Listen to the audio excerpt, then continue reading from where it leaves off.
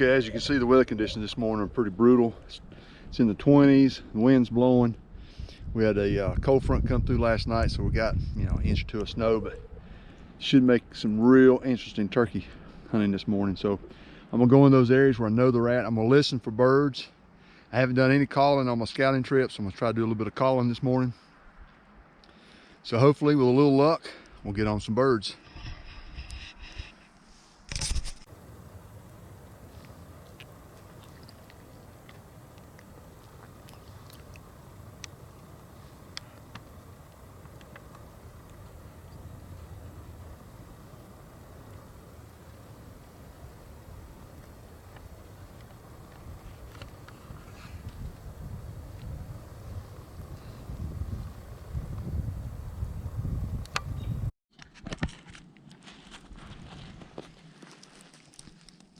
Okay, as you can see, the snow is coming down really hard now. Hopefully my lens isn't too fogged up with snow. But we've been out here for several hours now, haven't heard anything. We've called several times, gotten a good setup. So we're just gonna ease on out so we can't cut some tracks. If we can't cut some tracks, then we'll come back when the sun comes out. Okay, this is Monday. This is 2 days after the opening season, which, if you remember, was in a blinding snowstorm. Didn't see anything that morning, didn't hear anything either. Temperatures have warmed up drastically. It was in the 20s Saturday with the snow and the wind. And this morning, temperatures in the mid 40s. So big change. Still haven't heard any birds. We're gonna try to do an owl call, see if we can't get something to gobble back. If not, we're gonna go up here and set up cold.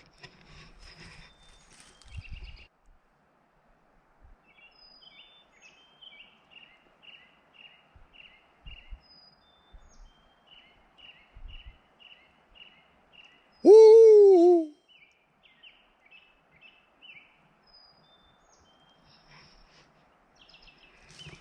Okay, so we didn't hear anything, but we got a couple of options.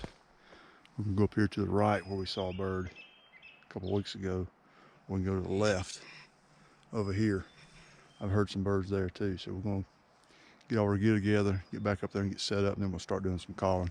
Okay, we haven't heard anything so far this morning. First setup, stayed there over an hour, did a few yelps every 15-20 minutes.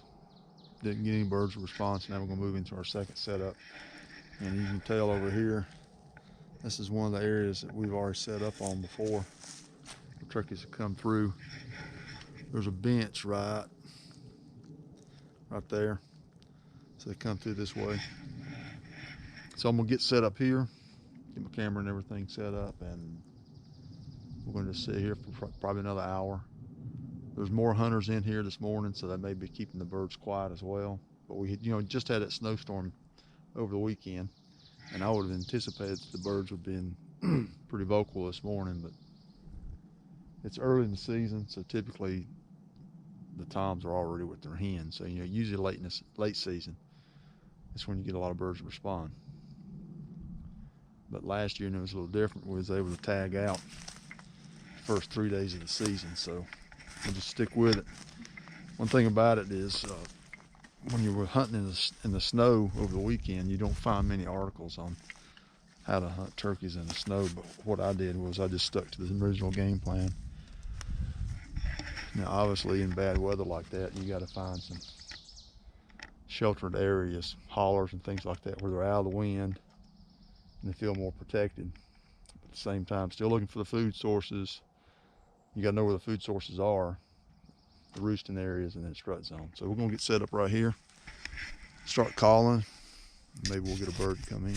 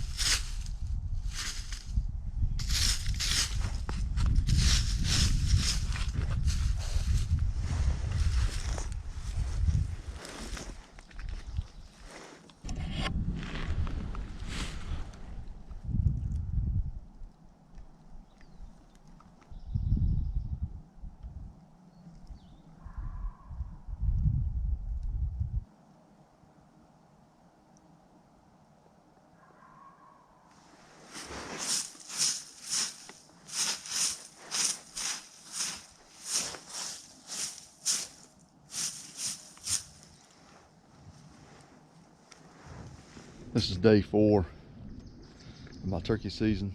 The opening day was on Saturday. If you remember, that's when we had all the snow. Wasn't able to get up on any birds. You know, I checked the hollers and the ridges where they were out of the wind. I gave them some protection. I never did come across any birds. I just think the weather was just too bad that day. So Monday, we actually got on a bird, but I think it's this dominant bird I've been hunting. This is the 4th year now. He actually circled all the way around us. Never would come in, but circled all the way around us and went back. Yesterday was the same thing, day 3.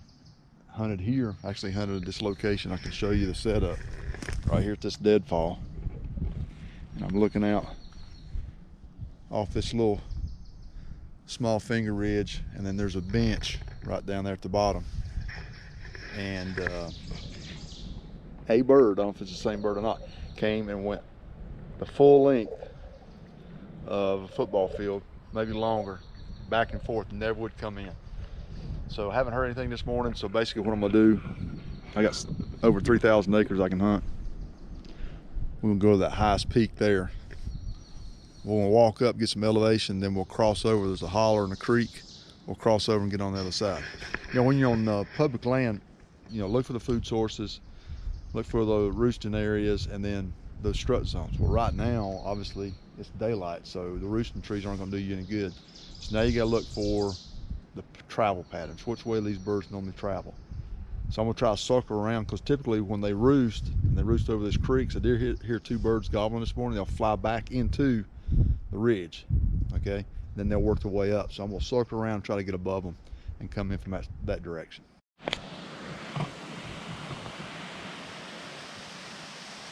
Okay, as you can see, we're probably, I don't know, a half a mile above where we were before when we started. And my goal was to get up on that ridge there. But since the elevation was so much higher, I decided to maintain the height I had on this side and just do a triangle and go over versus dropping down the holler and going straight back up. It's gonna save a lot of time and a lot of energy. Plus, I wanted to circle around in front of those birds.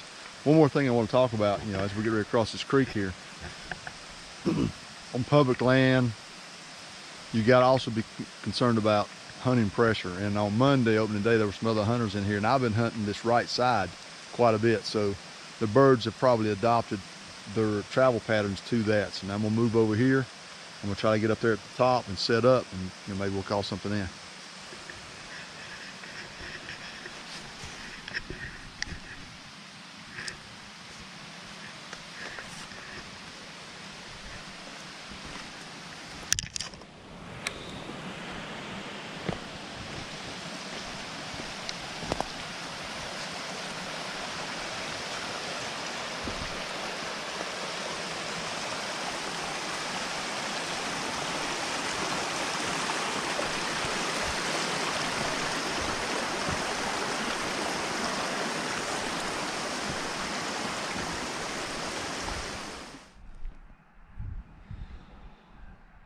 Okay, this is day 5 of my turkey season anyway. It started on Saturday. I didn't hunt Sunday, but Saturday was snow. Monday wasn't too bad. Tuesday was rain.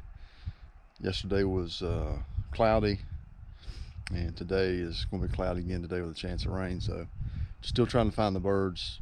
It's a huge difference between this year and last year hunting on public land. Last year the vocalization was probably 10 times better than it is now. I pinpointed a couple of birds that are located up here on the game lands, but last year there were several birds. So I don't know what's taking place, where the birds have dispersed out on the private land or what. So we're going to hike back up in here.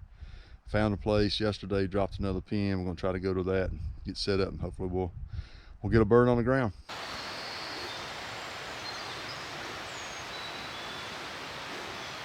All right, we're just about 4,000 feet, and I heard 2 birds gobbling in this direction.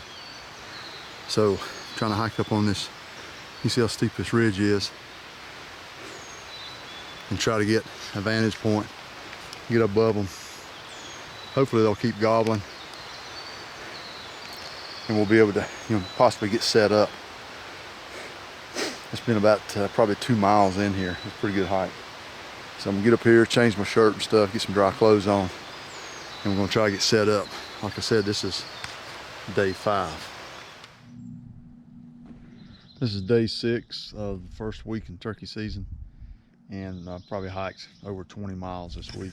You can see how high up I am, the elevation here. And it rained this morning, so it didn't come in this morning. It was raining pretty hard, as a matter of fact. But I decided, okay, I'll wait this till late midday. We'll see what the weather does. And the sun broke out, so got all my gear together, came up here and hiked about 2 miles, 1.5 to 2 miles. And a bird gobbled, and he probably wasn't 70, 80 yards away from me. I set up wrong on him, and he walked away from me. I just heard him walk all the way back around. You know, and I've been in here, and you know, like I said, this is the 6th day I've hunted. It was Saturday, Monday, Tuesday, Wednesday, Thursday. Skipped yesterday, had some things I needed to do. Then today makes the 6th day. But there's a bird in here, very mature gobbler. He won't come into the call, so this is this same bird I've been seeing over the years. So we're gonna stick with it.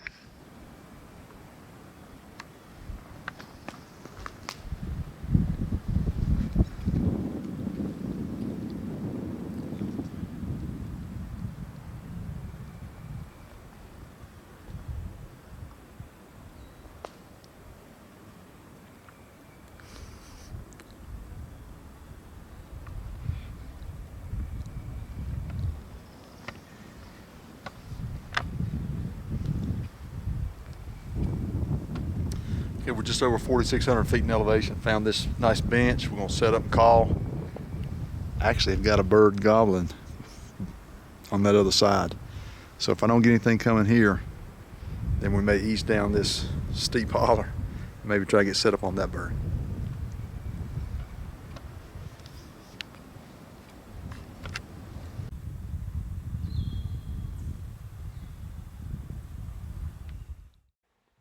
It's quite obvious that somehow I am actually calling in the same bird over and over again. It must be a dominant bird, because all of my calls are actually futile in trying to get the bird to actually come in for a shot. As a matter of fact, I haven't even seen this bird. He will call on his own periodically throughout the day, and he works a certain pattern as he walks through the woods. So basically all I'm doing at this point is just scratching in the leaves, hoping that he will come in.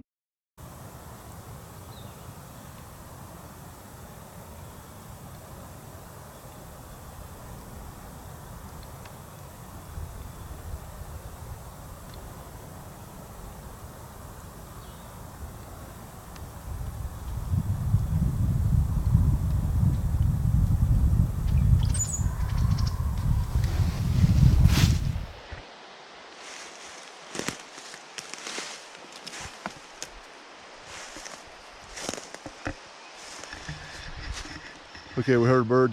Actually, we heard 2 birds gobbling this morning. We went over and took a look, and I was using my map, and the birds are just on the other side. As you can see, I'm on the game land border right here, but I can also hear someone calling. So there's someone calling on the private land side, and the bird's no longer gobbling, so I think they probably spooked him.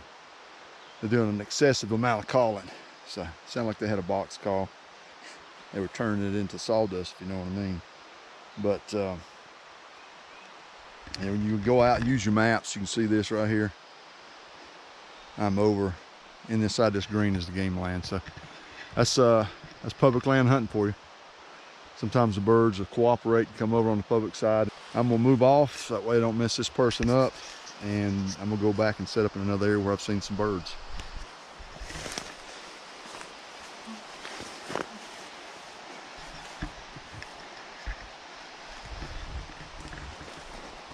One thing about it, I'm definitely getting a good cardiovascular workout hiking these mountains. This isn't 900, 1,200 feet. This is over 4,000. So I'm thinking what I'm gonna do is I may stay on this ridge here since I'm all the way across, instead of dropping down and having to go back up. And it's not a gap, but there's a nice big holler at the front. And I actually heard a bird there early in the season, so I think we're gonna go up there and try to get set up. Okay guys, real quick, I want to talk about what led up to this hunt. when I go into this next video, you're going to see me saying, hey, I got to circle around and get on this bird. What happened was, on that previous clip, I had moved up, hunted that holler. I stayed there 45 minutes and I left. Okay. Relatively boring sit. I went to another spot. I called there and I left. I didn't video either one of those. So then I got to thinking, there is a bird in here, and I have gotten on evidently the same bird multiple times. And I call him a ghost tom. He gobbles, and I never saw him. Never saw this bird. I got a glimpse of him on day 8, about 90 yards out. All I got was a glimpse. So that was the first time I had ever seen this bird. So I got to thinking in my mind, what am I going to do different? Einstein said a definition of insanity is doing the same thing over and over again and expecting different results. So me calling to this bird is not working. I got to do something different. So I said, okay, I know where he's traveling. I know what he's doing. I'm just going to go set up on him and ambush him, kind of like deer hunt.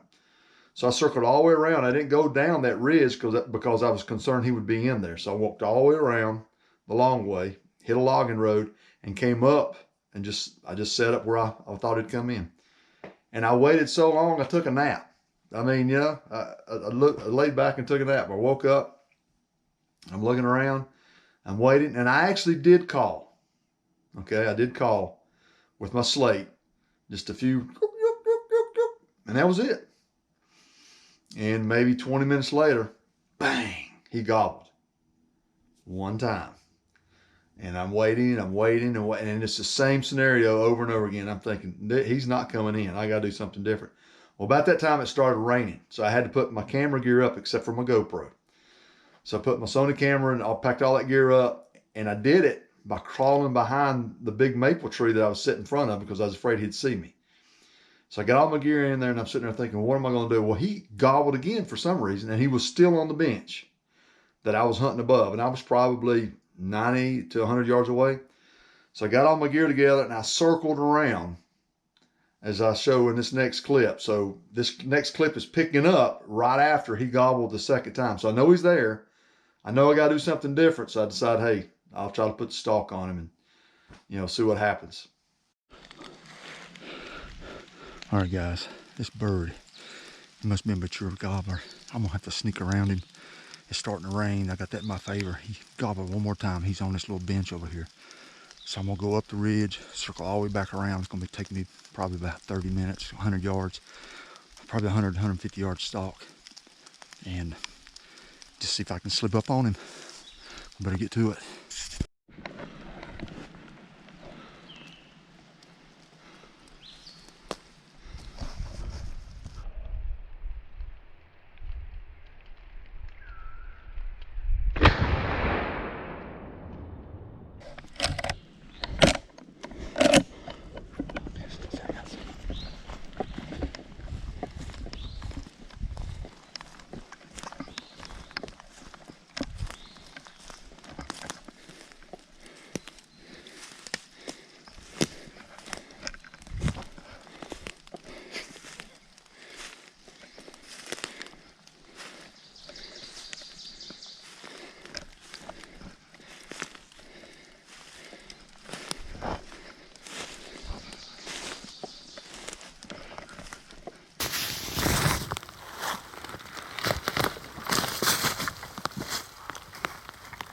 Yeah, I'm going to make this quick, guys. I tell you, this bird's wet, soaking wet.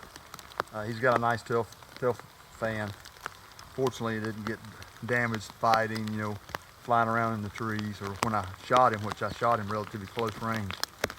And I was really surprised I hit him because your choke tubes are so tight, but fortunately I did. But I'm going to tell you, I've been on public land now. This is the 8th or 9th day. I can't even keep track. I didn't even make a video. I said, I'm just gonna make this a saga. This may be a little bit longer video than you're normally used to, but this is probably the 8th or 9th day, and I have hunted this bird. And this may be the same bird that I talked about last year, 3 or 4 years in a row. He's got some really nice spurs on him, almost 2 inches long. I'll have to take them back and measure them. So this is a mature tom. He's pretty heavy too. So I'm gonna say he's 20 plus. But I'd been coming in here and get set up, and there was not anything gobbling on this side, and that was really unusual because over the past 10, 15 years that I've hunted these public lands, birds are using this area. And I didn't know what was going on. I didn't know if they'd been over hunted, predators, or noise, you know, maybe too much foot traffic coming here, maybe people were hiking. I couldn't figure it out. They were all gobbling over there. Now, if you remember last year, I did shoot one over there on that really high ridge on public land. But these birds were actually down lower on private, so I couldn't go over there to them. I actually went there this morning and went to the border, North Carolina Game Lands border, stopped, turned around, came back. So the plan was this morning, I was gonna come in here and go over there and try to find those birds. Well, I did that, and they were on private land, so I went all the way back up to a place I had dropped the pin. I called there for about an hour, sat and called. Nothing happened.